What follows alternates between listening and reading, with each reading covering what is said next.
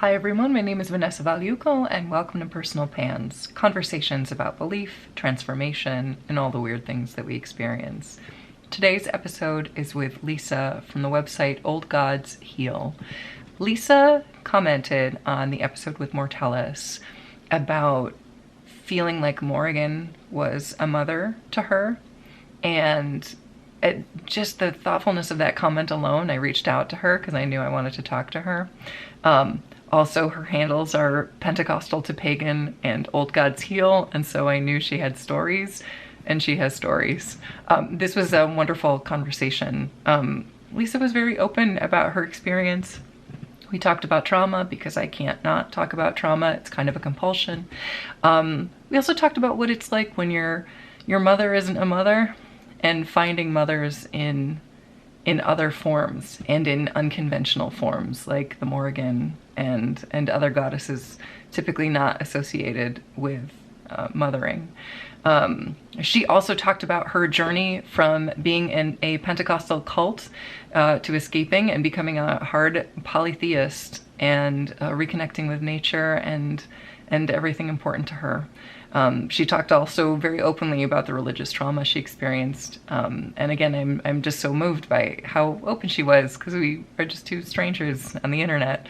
And I slid into her DMs asking her to be on my podcast. So I really enjoyed this conversation, and I hope you do as well. I'm kind of an open book. I don't really have anything to hide from anybody at this point. So I mean, that's the thing. Except my mess behind me. I in fact, let me turn that back. Okay. Perfect. Exactly. Yeah. We just moved 6 months ago, so we're still.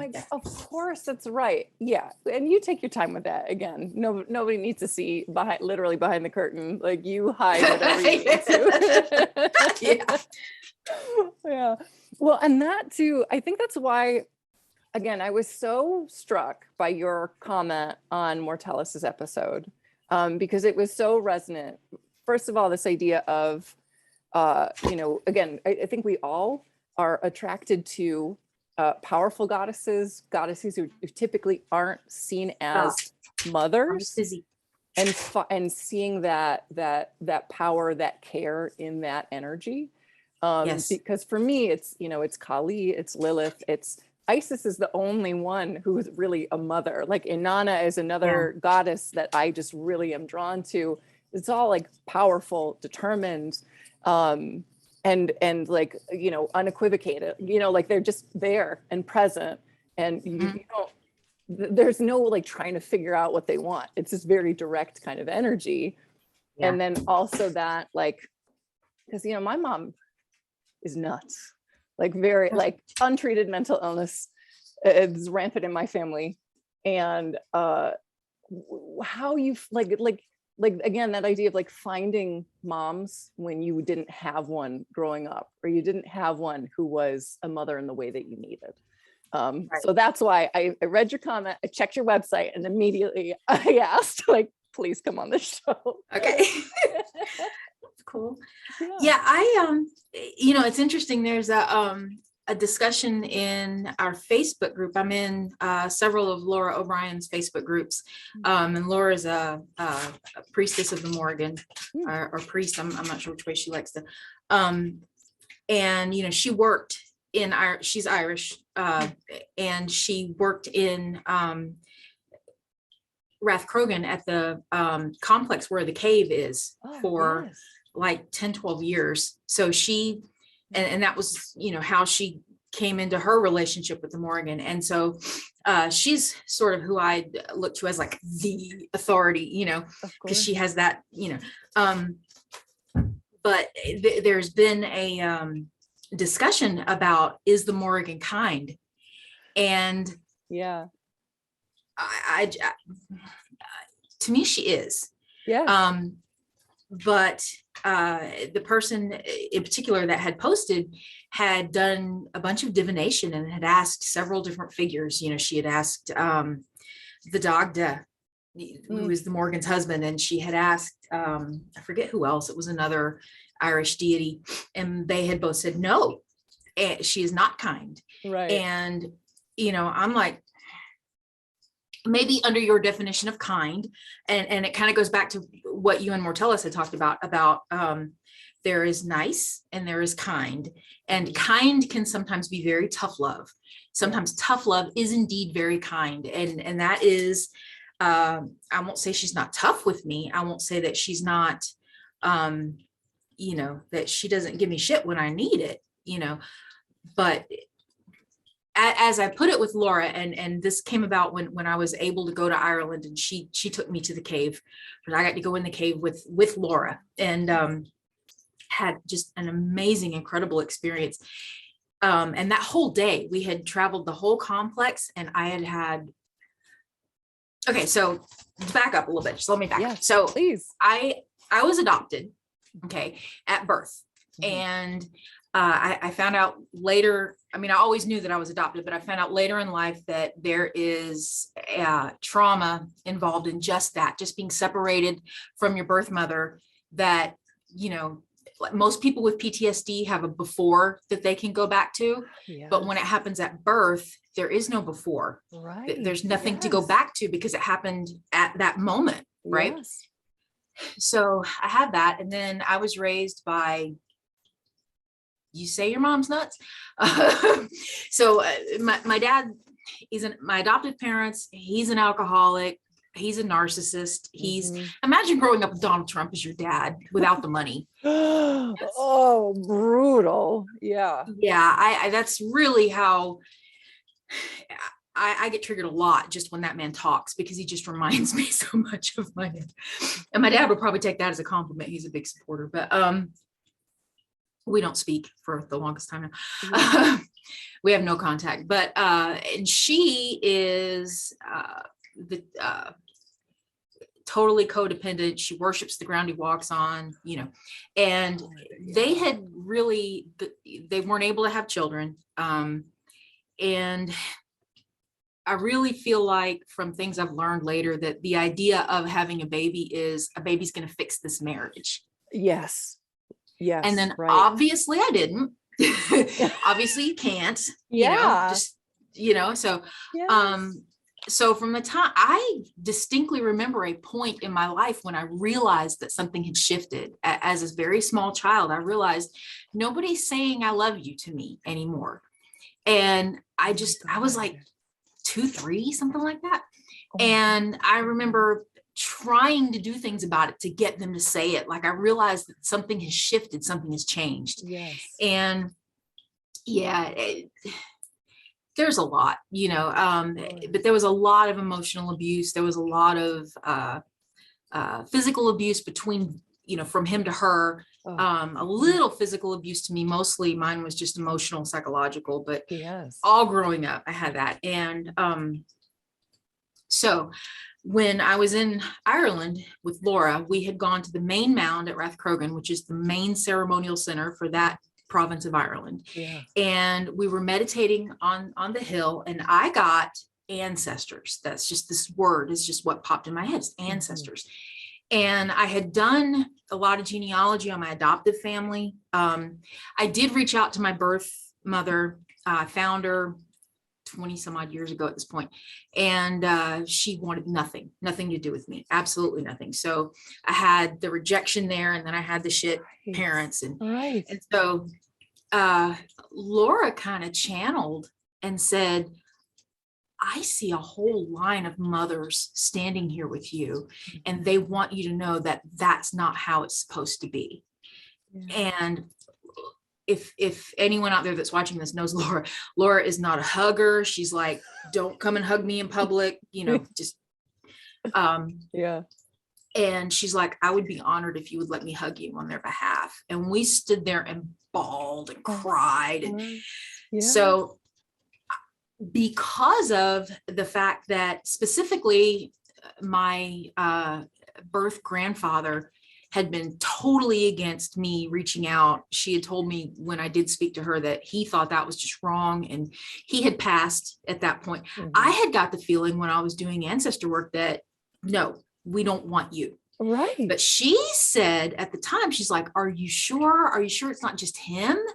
And she says, because I really get the feeling, she said, I feel a mix of blood and choice in this line. She says, and I'm telling you right now, if you research your maternal line, mothers, you're going to find Ireland. And it took like a year and a half for me to do that. Sure enough, the first immigrant on my mother's line biologically came from Ireland. From Ireland. Amazing. Yes. Yeah. So, I mean, it was just like, woo. But, so every day when I do my morning meditations and offerings and whatnot, you know, I mention all the mothers that stood with me at Rathcroghan. You know, I honor you. I've never forgotten that. Yes.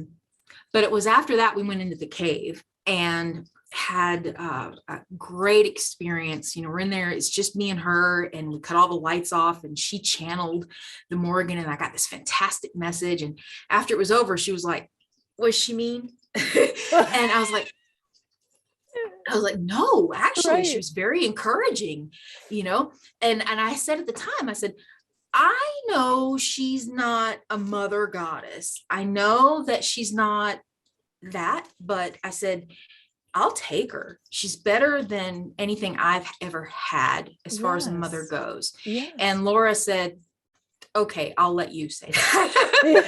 So yes, I don't say that to a lot of people because I don't want to contribute to misinformation. I don't want to, you know, because she's not a mother goddess. She's not what most people think of when they think of mother goddess, but she's my mama.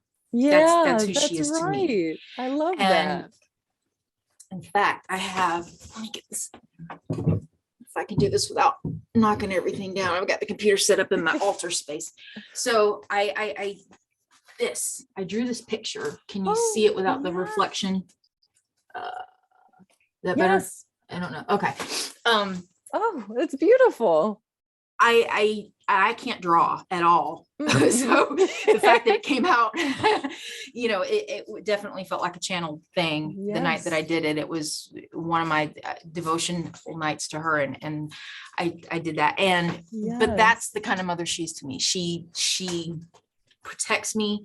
She has, like I said in that comment, she will cut you if you mess with me. Yes. And she has. Yes.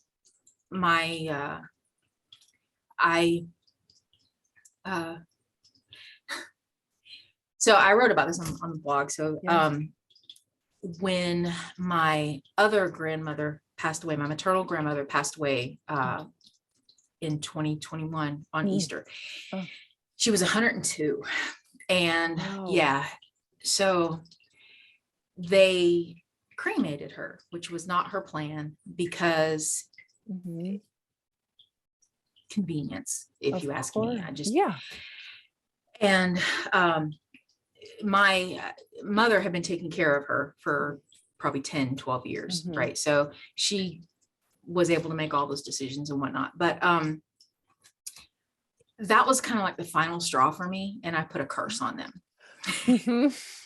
And with the help of the Morrigan, and I specifically I used blood. I pricked a finger and put blood on a picture, and I specifically said, you know, this is justice for everything you've done to everyone else, you know, multiplied back on you.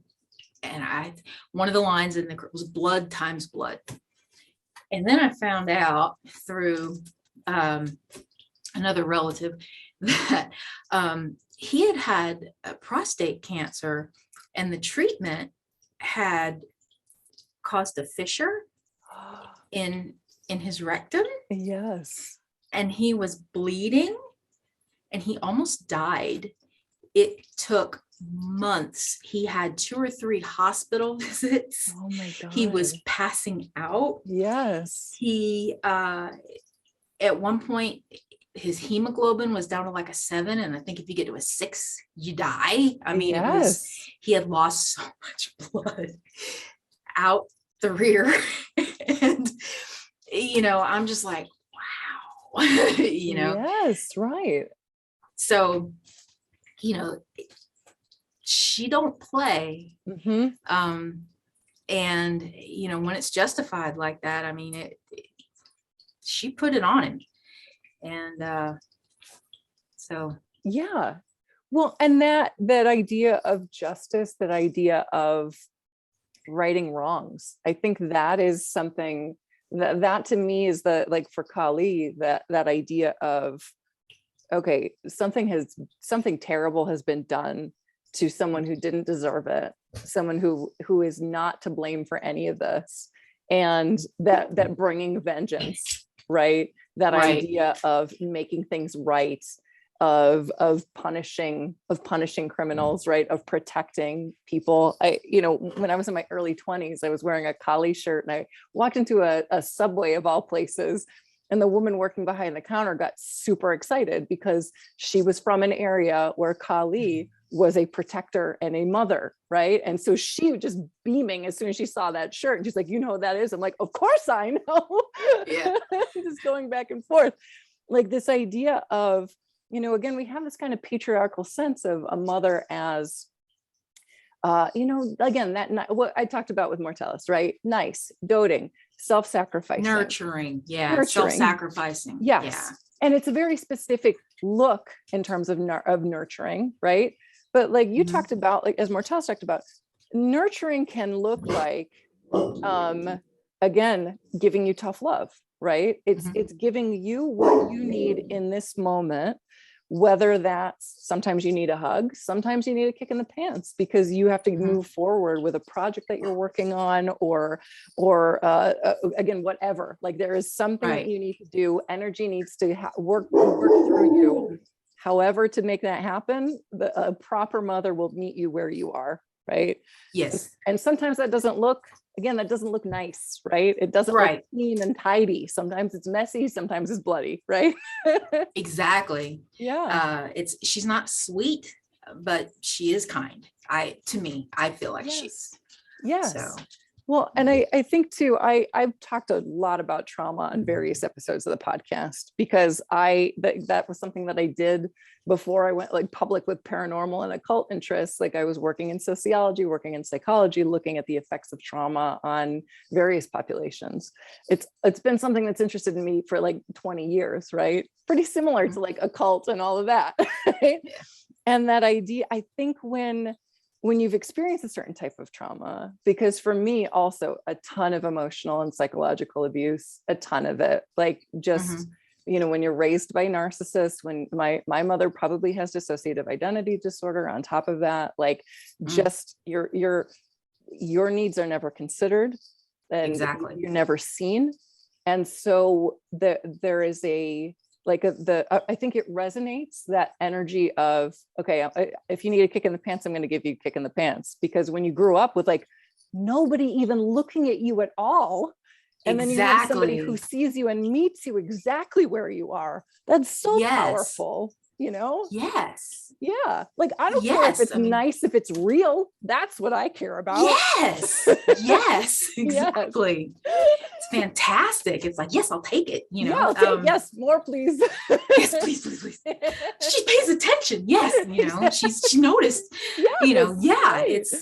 it's fantastic. Yes, absolutely. I did ask one time why she does seem to be a bit gentler with me than she is with most. I will say, I don't feel like I am typical of the way she treats a lot of her followers. Yes. And I got back that, well, you've had enough shitty mothers. Yes. So, okay. So, it's like,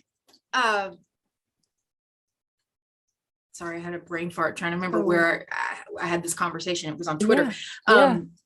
Like, we're all different with different people that we meet. I'm not going to have the exact same conversation with you as I'm going to have with, my cousin or my bestie or whoever, right? Yeah, right. We're individuals. And so why would the gods not treat us that way as well? Why would it not be individual, if they are real and they have agency? And I'm a hard polytheist, so I believe that they're all real, they're all individual, they all have their own agency. And why would they not treat each of us uniquely? We're all unique people, right. And if they're not big enough to do that, then they're not gods. I mean, we as humans can do that, so then why would gods not be able to do that? I love this. I love this so much. Exactly. Because, I've mentioned this in previous episodes. I think I mention it almost every time. My mom is evangelical. And it's that very specific, like there's one way to heaven, there's one way to God, there's one approach. And that is the most absurd thing, like out of the entire belief system. It's like, there's one way. There are billions of people, and God is supposed to be infinite and all knowing and all seeing. And there's only one way to do this. One way, right? And we all have to bend to that one way. How is it like that? To me is such a limited, sad way of looking at the world and of God, right? Like, give God a little more credit. Like, again, if these different gods, like, as I believe also, like they see us where we are, they meet us where we are. There are usually some like similarities, but everybody's got their own little nuance. Like that, that is so powerful to me, right? That makes way more sense. Like, again, what you're saying, like, it's a God. A God's not going to be limited. A God can't do what we can do. Come on. It doesn't make sense. Then what's the point? If we can do more than they can do, I mean, then why bother? Why do you need a God? Exactly. That too. Yes. Yeah. And that's why, like, the only, like, again, Gnostics and Christianity, like, that's the thing that I'm into, because that idea that anybody can have direct revelation, right? Anybody can talk to God.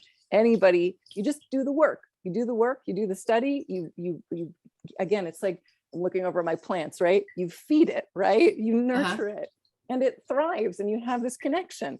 It's the same kind of thing. It's not just like, no, we say it's this and it's this and you're out, like, you have to, my way or the highway. Please. Yes. So just outrage. I'm all worked up thinking about it.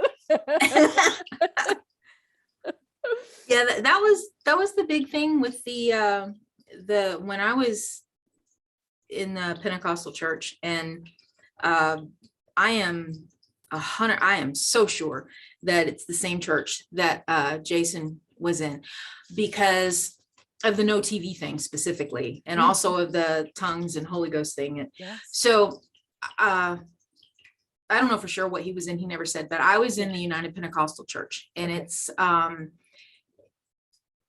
they believe, talking about only one way, they believe that most of Christianity is wrong, is lost. Like, so the only way to get to heaven is, you have this series, you have to repent, you have to be baptized, you have to be fully dunked, and they have to say, in the name of Jesus, not in the whole Father, Son, Holy Ghost. If they say Father, Son, Holy Ghost, it don't count, and you're screwed. And then after that, you have to speak in tongues with the Holy Ghost, and you have to maintain that. Like, if I had done that, well, like right now, since I'm way out of the church and I'm, it wouldn't count what I had done before. It's gone. I'd be lost now. That's it. It's not forever. Right. And so I had got sucked into that when I was 22. Okay. And my maternal grandfather had died. My grandparents, losing them is always real. It's those 4 deaths in my life have been huge, because that was, my extended family is where I got the love. I never really got it from my parents, but my grandparents were always just wonderful. And so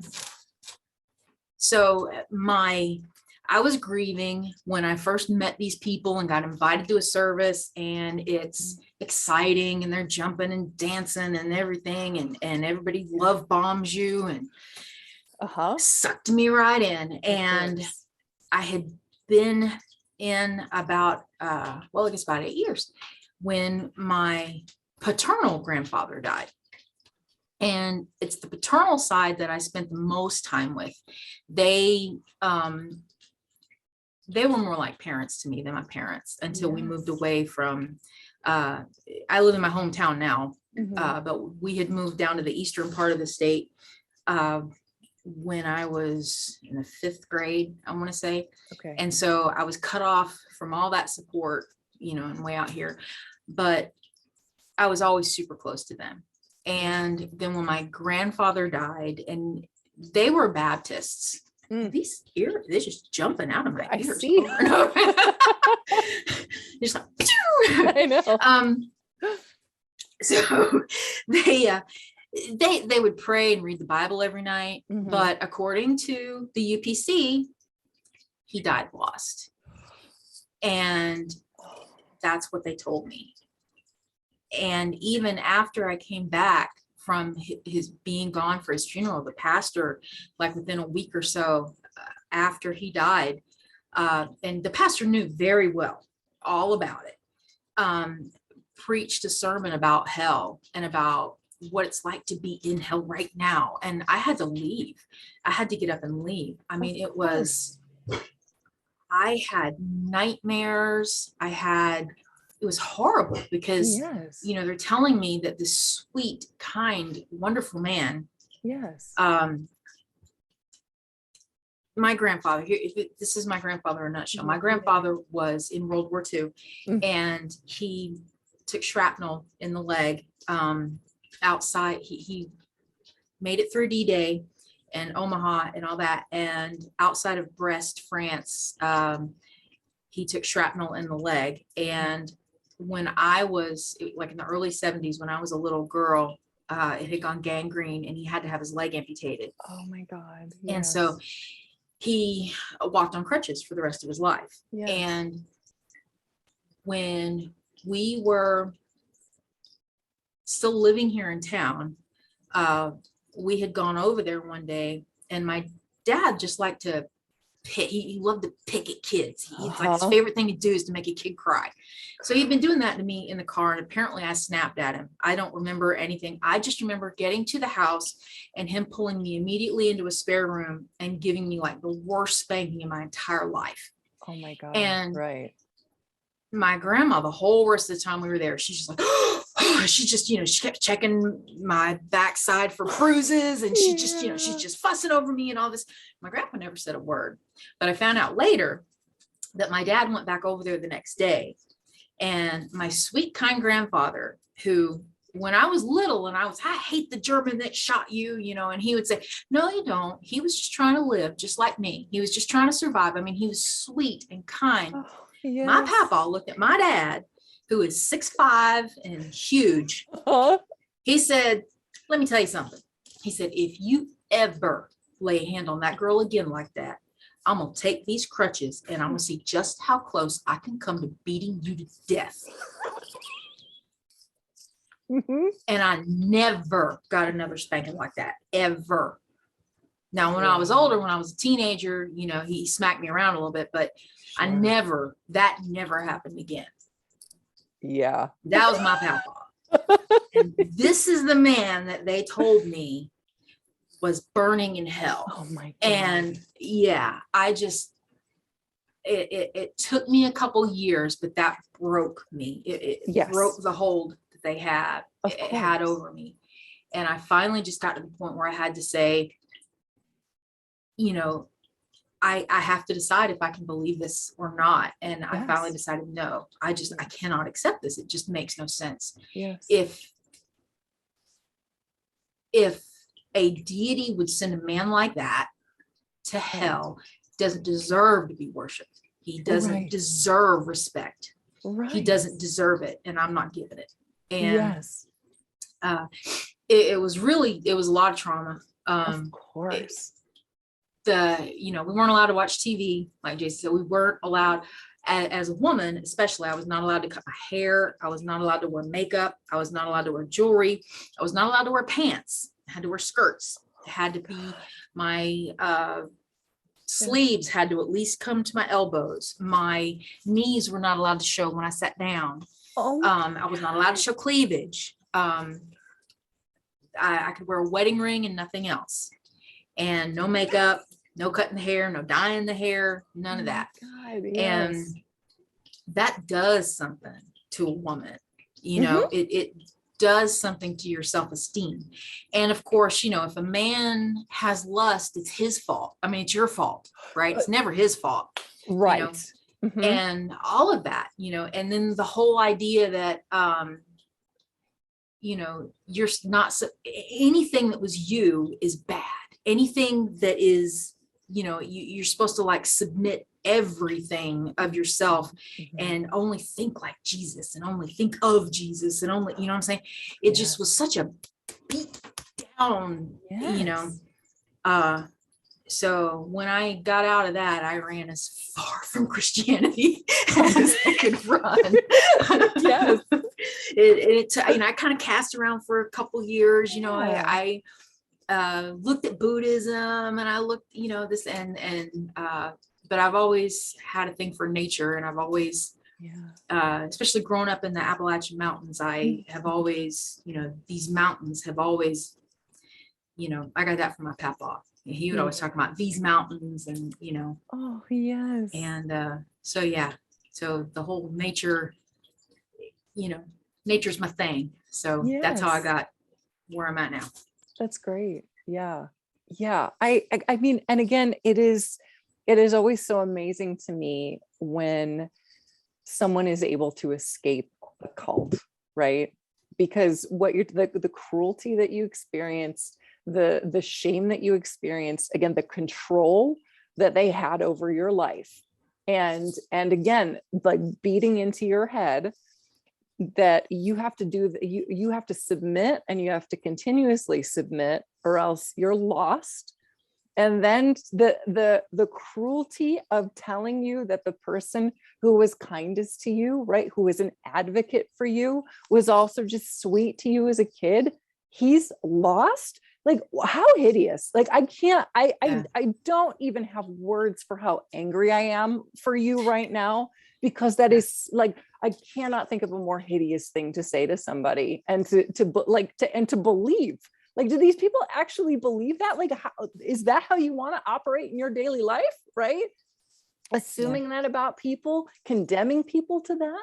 Like, that to me is so infuriating. And so I think it's amazing. It was such a burden that they put on you. Like, you know, basically everybody in your life is lost. And if you don't tell them about this gospel, and if you don't tell them this truth, their blood's going to be on your hands.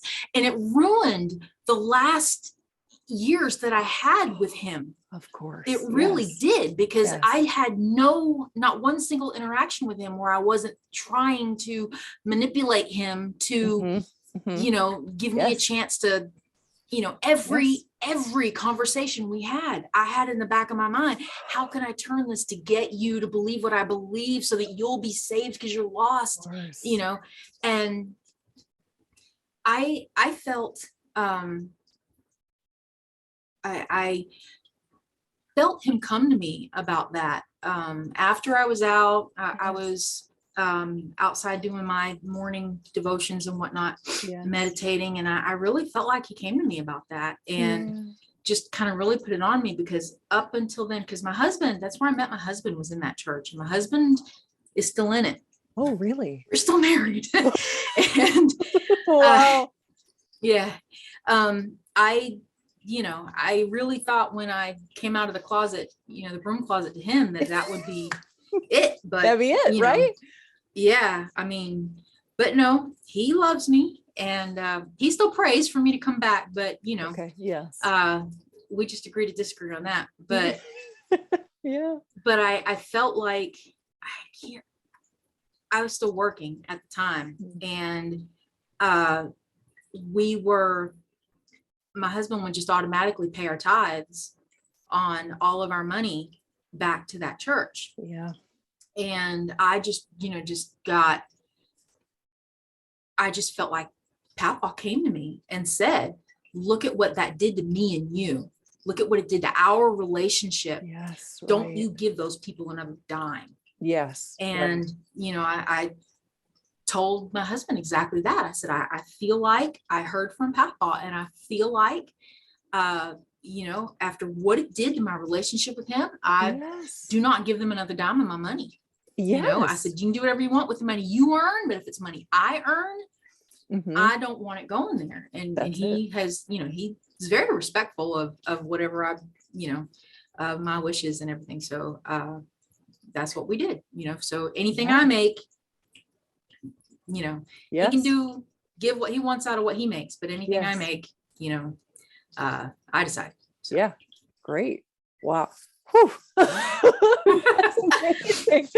I'm just like, my brain is reeling from all of this because, as I've mentioned, like my mother is evangelical, but she's just like, she does her own weird thing. She always has, and like into astrology, doesn't go to church but still believes very firmly, like Jesus is the only way to heaven. You have to believe in that. Will like proselytize to people that she starts to get to know. And it's like, all right, step back, like let people live their lives. I think that's really powerful too, to be, again, we keep talking about like God's meeting us where we are, right? And like that, the power in that. And also for your husband to meet you where you are and to honor, like you had this experience and you knew I cannot give any more money to this organization. I do think that the universe is an inherently playful place.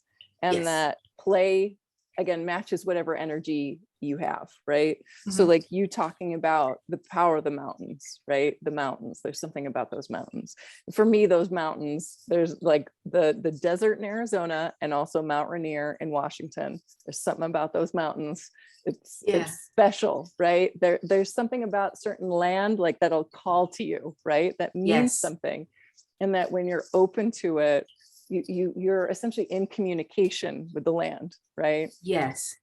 I grew up not being into plants at all, and like because of the pandemic have a whole collection now. And that has changed my life just in terms of like being more connected with things that are living and responding to them and being present with them. And again, the animism, right? Like seeing the life in them. Like that's again, that's such a more interesting, broader way of looking at the world than thinking like, nope, it's just one God, one way to get there. Everybody else is going to hell. It's your job to convert everyone. It's also like, I see this a lot too. It's like, I've seen a lot of like Christians, especially preachers, like really enjoying the idea of being persecuted, and it's like, why, like, okay, if that's your kink, like leave that at the door, like don't get anybody else involved in that. Like whatever you do behind closed doors, I'm fine. But like the idea of like, oh, we're so persecuted, it's like maybe you're being terrible to people and they're responding to that, and you shouldn't see yourself as more godly because you're essentially like giving all these people bad feelings, like that's brainwashing 101. You know what I'm saying? If you send people out with something obnoxious, and they are treated as if they're being obnoxious, well, Jesus said the world's going to persecute us, and see, that just makes him right. And that just proves that what we have is the truth, and so that's why why they lap that up so much, is because it reinforces to them that they're right. That is such a good point. Yes, it's vile. It's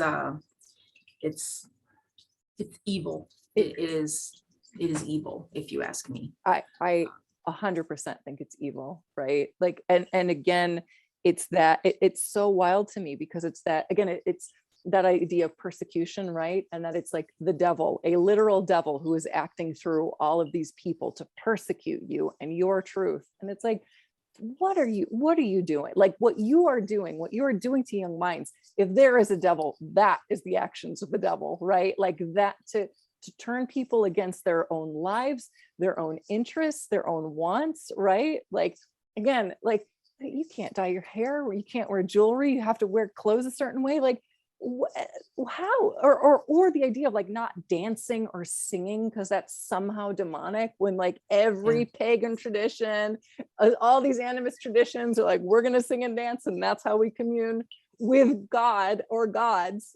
Yes. So it's cruel. It's just so cruel to me. Yeah it is. I mean, that is one thing. They had good music in at that church. And we did dance, that's something we did dance and, act the fool and run around the church and, all that stuff. So, wild. There was that, but yeah, you couldn't listen to worldly music. You couldn't I have a total gap in my knowledge of anything pop culture from the 90s and the aughts. I know nothing. Like people talk about, I've seen people talk about Tori Amos and people talk about even Britney Spears. I miss Britney Spears. I missed it, and I think it was 1992 when it was the end of 92 when I got in the church. So like Guns N' Roses were the last big thing that happened in music to me. And, I had this total gap. I know nothing, Yeah. Weren't allowed, no TV, no worldly music, no movies, no nothing. It was all, we listened to a lot of AM radio, a lot of Rush Limbaugh, a lot of, it was bad. And Christian music, which is bad. It's just not good. Yeah. Exactly. And my kids and I laugh about it now.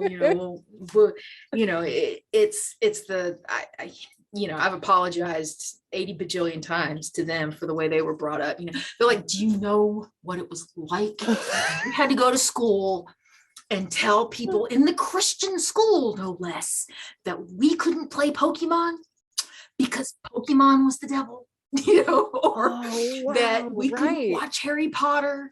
We couldn't, I remember we had my oldest, we were at a birthday party and the people we were at this birthday party were sort of in and out of the church at the time. Okay. And the kid got a Pokemon game, video game, and was all excited. And my eldest was like 3, 4, 5, somewhere in that vicinity, little. And he's like, we don't do Pokemon. Oh my God. The kid was like, okay, so when are y'all leaving? His parents wouldn't let him play the Pokemon game that he had just got while Aaron was there, and of course we're sitting there thinking, yeah, look at us. We're showing righteousness to these, half-witted people. And meanwhile, and to this day, my kid's like, really? I know. You know what you made me do. I was not allowed. I do love, though, again, I'm so glad that you escaped, because you can have these conversations then with your kids, because so many kids in general just get every part of who they are just squashed, right? And so for you to be at this point where you can honor, like, yeah, that was probably not the best thing that happened. Yeah, I'm sorry, guys, that was bad. I was wrong. It was bad. Exactly. But again, you were brainwashed. You were in a cult. Because if you think I am just so thankful that they didn't stick in it, because we brought them up in it. Of course, yes. I'm just so that I just don't know what I'm just so thankful. Oh my gosh, of course. Yes. Right. Yeah. Because then you get to, I don't know what they believe. You don't have to talk about that, but just that idea of that like freedom, right? That they now get the opportunity to explore and decide what works for them and feel that freedom and that expansiveness of everybody should have that, and it's like conversations I've had with my husband, like he still finds value in that church. He was brought up in it. Yeah. So he still believes it. Now I think he has, and again, I don't want to speak on his behalf, but he definitely seems to have loosened up a lot. Like he is not nearly as strict in his beliefs. He works overseas. But yeah, so my husband still believes, he's still in that, and he finds value in it. Right. So, hey, more power to you. If that is where you find value, if that is what, so, we've worked out this, I almost said plural marriage, but I meant like pluralistic, Yes, values. yes. There's only one of us each. Yeah, of course. Yes. Yes. I ain't that kind of share, but Yeah, exactly. but it's like we'll talk about. He's like, we're 8 hours apart time zone wise. So he gets up in the evening. It's morning there, and on his days off, he's like, okay, so I'm gonna do my devotions now and read my Bible for a bit. I'm like, okay, cool. Or when he's texting me and I'm like, okay, it's time for me to meditate. It's time for me to do my thing. He's like, okay, I'll see you in a little, and it's very, he even came with this. I thought this was fantastic. So I've done a lot of ancestry work, right? And I found out that in one particular line, I am a direct descendant from the guy who was the chaplain at the Jamestown colony in Virginia in like 1620s. Oh, wow. And his brother was the governor, right, of the colony. And they were encroaching on the Powhatan land. And, they had been burning their crops and being mean to the Indians. And so the Indians had an uprising and massacred a bunch of the colonists, and just really escalated tensions, thinking that they could get them to stop doing what they had been doing. Of course. So they have a bit of a battle. And so under this true story, under a flag of truce, they go to have peace talks. And this is outside of in Virginia, outside of Jamestown. And they go through the whole process, make speeches, toast to new friendships, this whole treaty talk, this whole day. And they have the whole tribe there. And at the end of it, they fed them poisoned wine. And like 200 and some odd people died from the poison. The people that tried to leave, they shot them. And I'm directly descended from this guy, right? And it doesn't say for sure if he was there as part of that, but as the chaplain of he was the chaplain during the time that this happened. His brother was the governor of the colony at the time when this happened. And so most likely he was there for it. And he was part of the planning of it and knew what was going to happen. Wow. Yes. And so I had heard about this and, I wanted to go there, and so there's actually a park there where that happened in Virginia. Wow. It's in a historical marker and, the site where that happened, you can go there.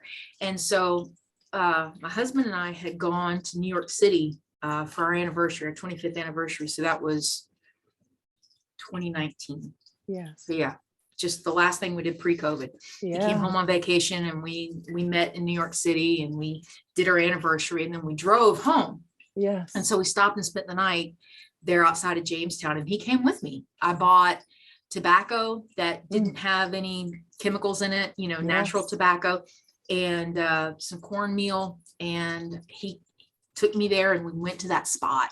And it was so cool. I mean, he stayed back while I did my thing, but I walked around and I introduced myself and I said, I'm descendant of Hope Wyatt. I am his granddaughter, like, I don't know how many greats at this point, I have to pull it up, but I am his many great granddaughter. My ancestor did this and I am here to say, I am so sorry. And I burned tobacco and I scattered cornmeal and I kind of meditated a little bit. And he was totally supportive of that. That's incredible. And he even asked me, we went to lunch after that. And he's like, wow, so, what did you feel? What did you get from it? And I'm like, I don't feel like it was for me. I didn't really feel anything right now. I don't feel like it was for me. I don't know, but after we got home and I was doing my meditations, I felt like hope came to me. I felt like my grandfather came to me and said, and thanked me, for undoing just a tiny little itty bitty bit of his wrong, because I feel like on the other side, we must realize, if we've done something that heinous, right. So, I that's what I felt like. I felt like it benefited him. I don't know if it gave any peace to this, to the natives who were killed that day. I don't know. I hope, right. I didn't really feel anything from them, but I did at least feel like it alleviated some of his. So, did a tiny little itty bitty bit, right. Yeah, right. So and again, that's beautiful. It's like when you feel called to do something, you don't necessarily know who it's for or what it's going to do, but you do it. And then later these things kind of unfold. And also, again, how cool that your husband asked how it was for you, right? That you didn't have to hide that away, that you could share that experience, even if in the moment it wasn't necessarily like a big transformative experience, but like you could just say that and be honest about that too, and have that real conversation, not just hide this away, Right. So so that's really cool. That's absolutely really cool. Absolutely. Yes.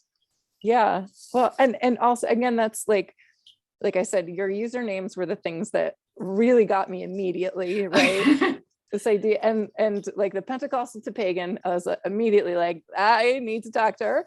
And then also that idea of old gods heal, right? Yeah.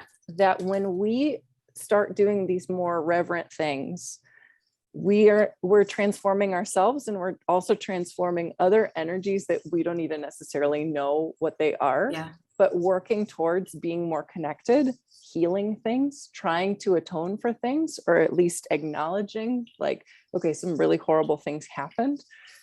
Let's be present in this and not deny it, and be here and attempt to make amends, or at least attempt to make a relationship, to make a connection. Like that again is very powerful. Like so much of what you were talking about that cult you were in, it's separation, right? Closing yourself off, being like apart from things.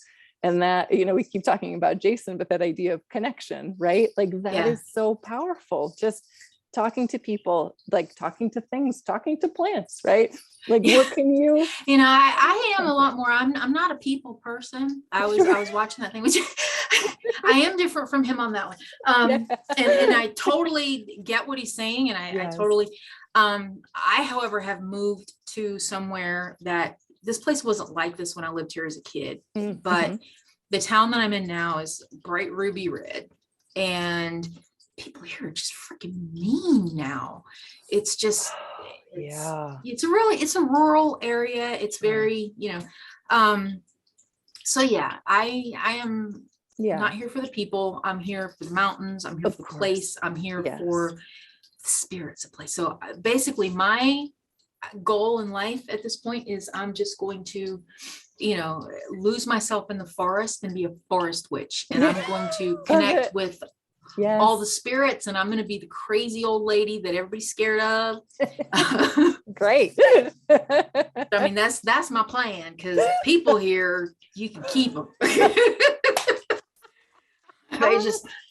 I'm somewhat close to Asheville, so Asheville's cool. There's plenty of plenty of weird people in Asheville, but and the younger people around here are pretty cool too. But anybody my age, it's just no. I see the local newspaper run stuff in the comments that people make. It's just I don't want to do with them. Well, right. Yes. And again, I think it's fine in terms of self-protection. Only connect with the people who are going to give you good energy, right? The people who are going to lift you up, and the people that you can lift up, because some people, they just want to sit in the mud all day, and that's their choice. But you don't have to sit there with them, like you can talk to the trees and hang out with the little critters outside, like go pet the dog. Like that's all you need. I will be, I'll hang out with my dead ancestors and my, and the forest spirits, and we will get along just fine. Exactly. Yes. Right. But yeah, the website, I was, the idea was, so I had the Pentecostal to pagan one, And that was, just all about the whole idea. I thought I was probably just a total unicorn, that I had gone from being such an extreme Christian to a pagan. So I just thought I'm probably unique in the world. And then come to find out there's tons of us.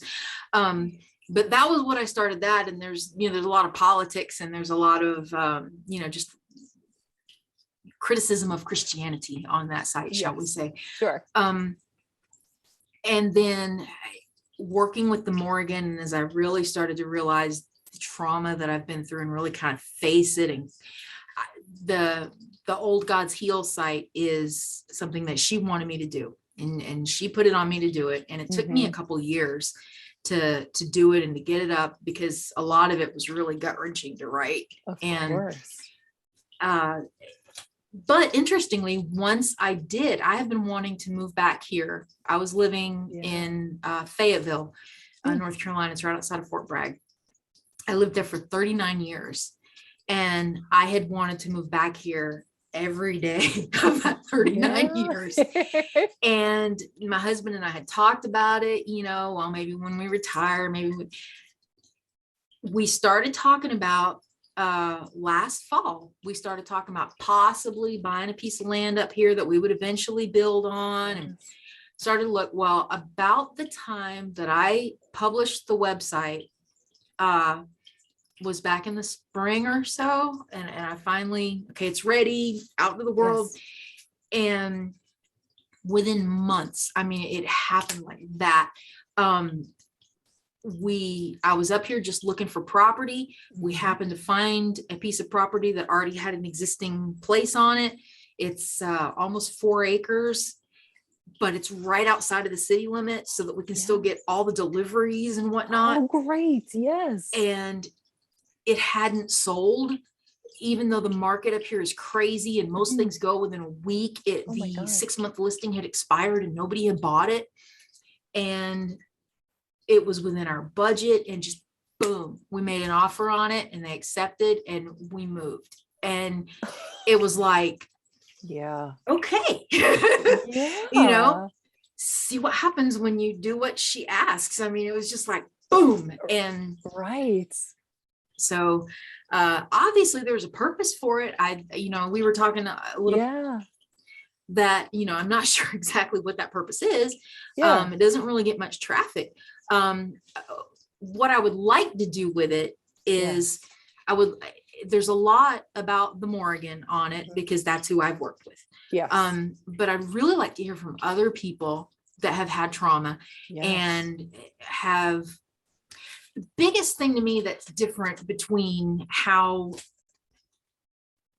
most of the world processes trauma and processes abuse, and with how I think you can do it from a pagan perspective, is the idea of, well, they want to jump immediately to forgiveness and to, just let it go, and just, and no, I was abused,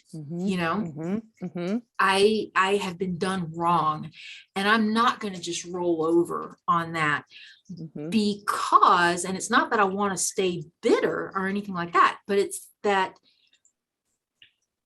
when you've been abused and you've been beaten down like that, and when you've been told you don't matter over and over and over, it takes a certain amount of healing to even believe that you deserve justice.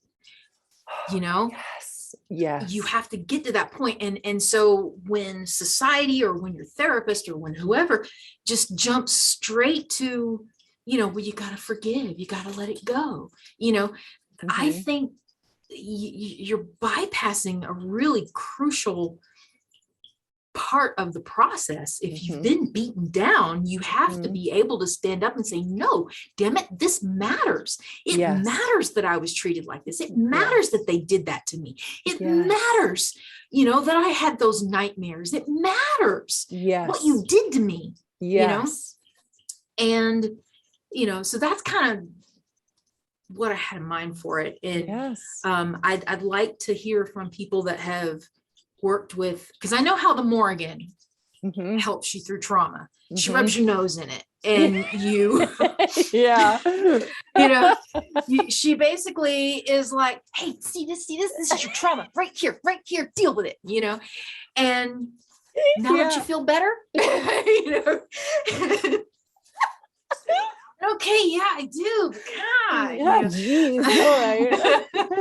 Right, gosh.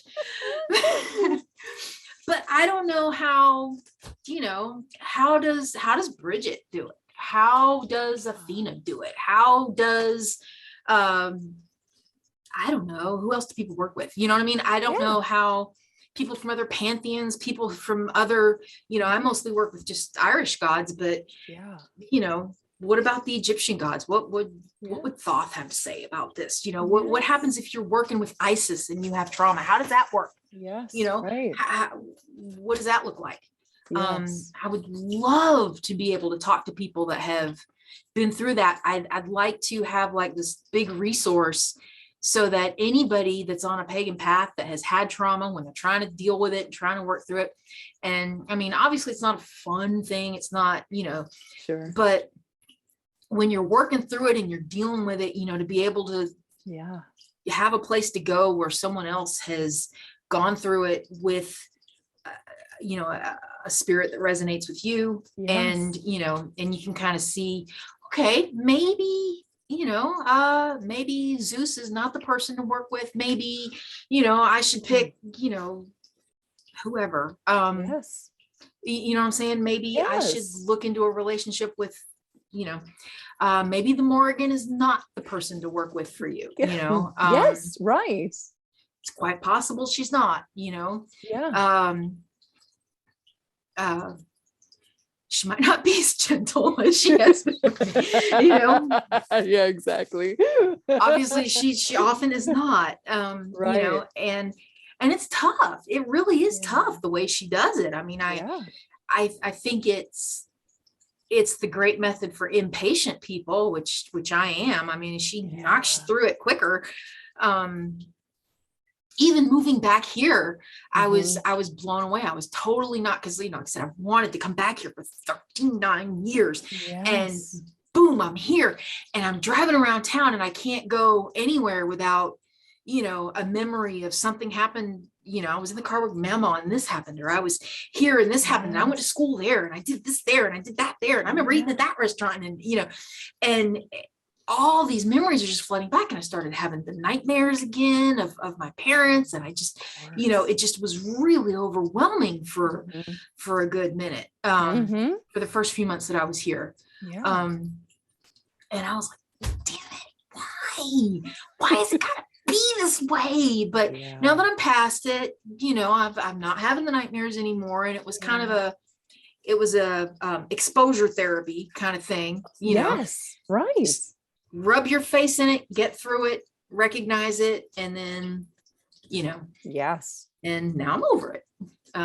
For now. Yeah, right. I'm sure there'll be another round. There'll be another, that's usually how trauma works. Yeah, exactly. It like, you're like, I'm good. And then it comes and it gets you again. Yeah, exactly. They got a whole other layer of stuff you've got to work your way through. Right. Yeah. But no, I love this. I love this idea. Hopefully this podcast can cast a wider net for you, because I know a lot of different people who work with a lot of different deities and do trauma work. And I think that's really powerful, like to give people an opportunity and a resource that if you want to do this kind of work, let's help you figure out who to work with. Right. So like somebody and because again, it's like, if you don't resonate with a particular god or goddess, okay, that's fine. It's like there's some sort of energy that will match you where you are, and that you can honor each other the best way that you can, and help you on the work that you need to do. So, yeah. Thank you so much for listening and or watching, depending on where you found this podcast. Again, Lisa's website is Old Gods Heal. I'm going to put a link in the description. If you have stories you want to share about working with deities and working through trauma with deities, please feel free to reach out to her. I think this is a really important conversation to have about how these practices, these ritual practices, can change our lives and heal our lives. If you want to follow Personal Pans, you can find me on Twitter or Instagram at Personal Pans. And of course, I am perpetually on Twitter at KALI Butterfly. That's Kali Butterfly. I hope you're staying safe and sane in this crazy world right now. And I hope you have a playful and curious day.